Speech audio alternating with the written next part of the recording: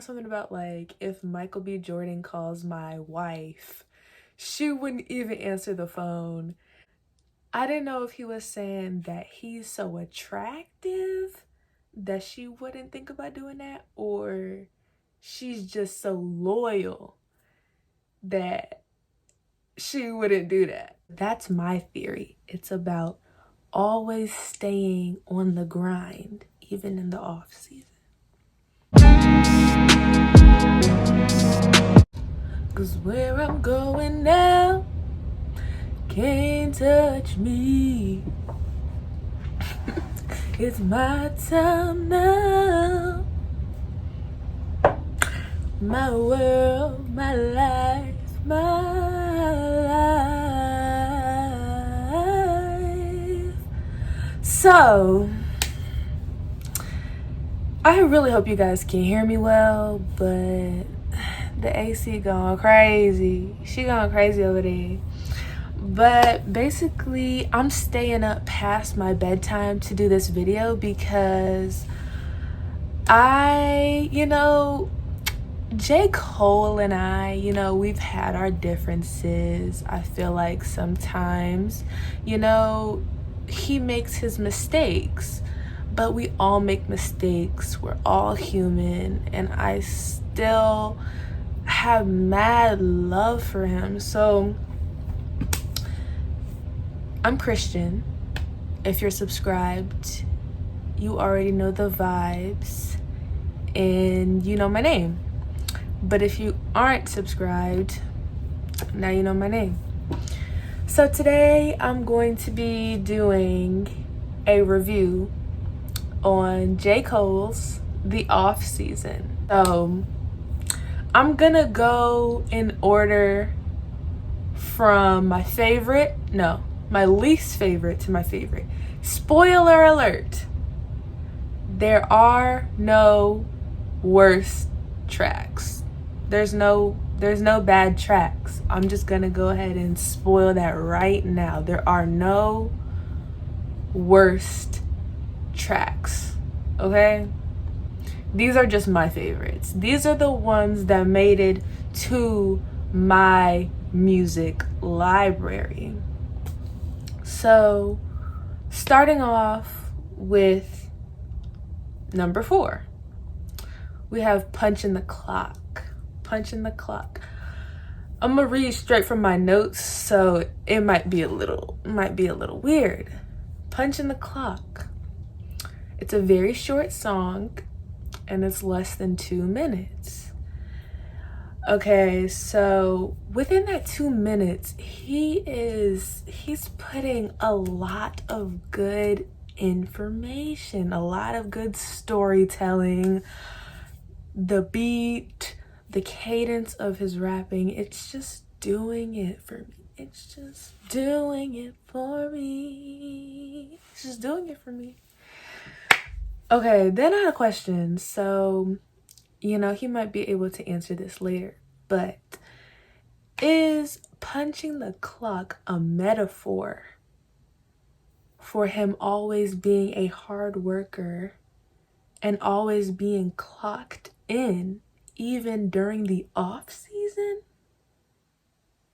Because that's what I was getting. Because when I first saw the title of the song, I'm thinking, is this about to be about like labor, like clocking into the job to work for the man? Like, I didn't really know where he was going with that, but that's my theory. It's about always staying on the grind, even in the off season. Because I feel like that's really good wordplay, if that's what he was trying to do.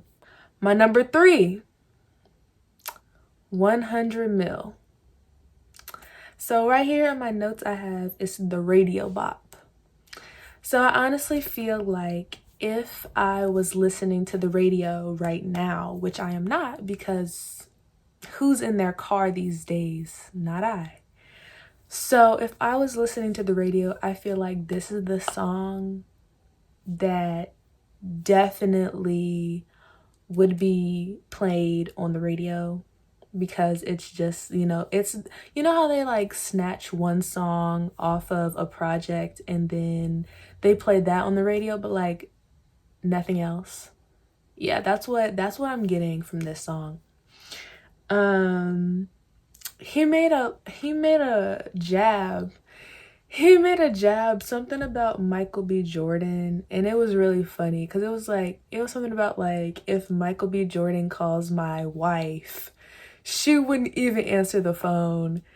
And I didn't know if he was saying that he's so attractive that she wouldn't think about doing that, or she's just so loyal that she wouldn't do that. But I just thought it was funny because I just thought it was funny. I thought it was a funny jab. I enjoyed it. Okay, number 2. It's my number 2. My Life. I have The Beat Goes Hard.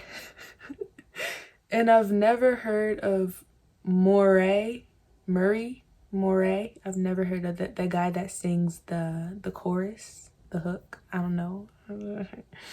Yeah, I've never heard of him. But I found out that I like 21 Savage a little bit more than I thought. And I don't know if 21 Savage brought the song to J. Cole or what, because the background like just really sound like it would be featuring J. Cole. Because it really sounded like a 21 Savage song. Or maybe his team added those vocals onto the background to make it sound more like a song he would be featured on. But yeah, I found out that I really like 21 Savage, and I like his predictable ad-libs. Like, his ad-libs are very fire. Straight up. 21. He had a really funny line about sesame seeds and chickens. I'll try to put them in if I can find them, but they were really funny and very clever. So thank you for the bars. Okay, my number 1 song, Let Go My Hand. I love this song. Okay, so the first thing I have in my notes is he said something about, I had beef with Puffy. I used to listen to him. You would have thought he was one of my favorite artists. And I was cracking up because he, like, J. Cole just, I don't know. He makes jabs that are like, very like, oh, you would have thought he was my favorite artist. Like, but that's in the past. Like, you might have been my favorite, but we had beef, and now I just don't know about our friendship. It's just in the trash. And I don't know, I thought it was just funny. Yeah, I like the overall vibe of the song. It's very chill, and I like the storytelling aspect of it. Now let's get to the nitty-gritty. At 3 minutes and 38 seconds, this song does something to my soul. Like, if you haven't listened to the chopped and screwed or the reverb of your favorite song, you're missing out on a very delectable, delicious part of life. Get into it. Like, go to 3 minutes and 38 seconds on Let Go My Hand. It's gonna change your life. I feel like if I could have that part on like repeat.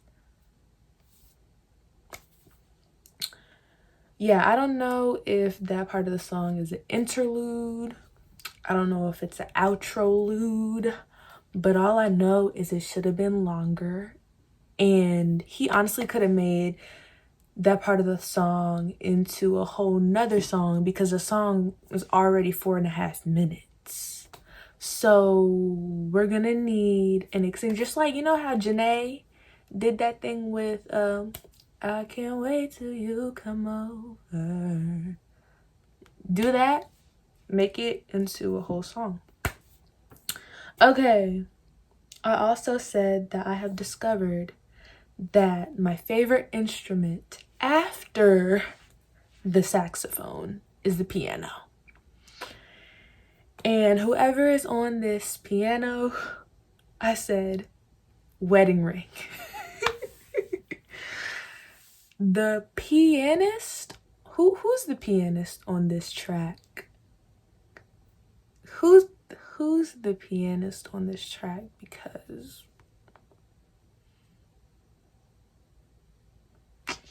really doing it for me. You're really doing it for me.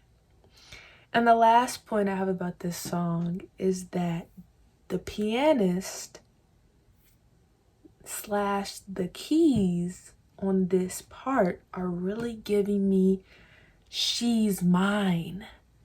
And if you know this song, She's Mine, you'll know what I'm talking about.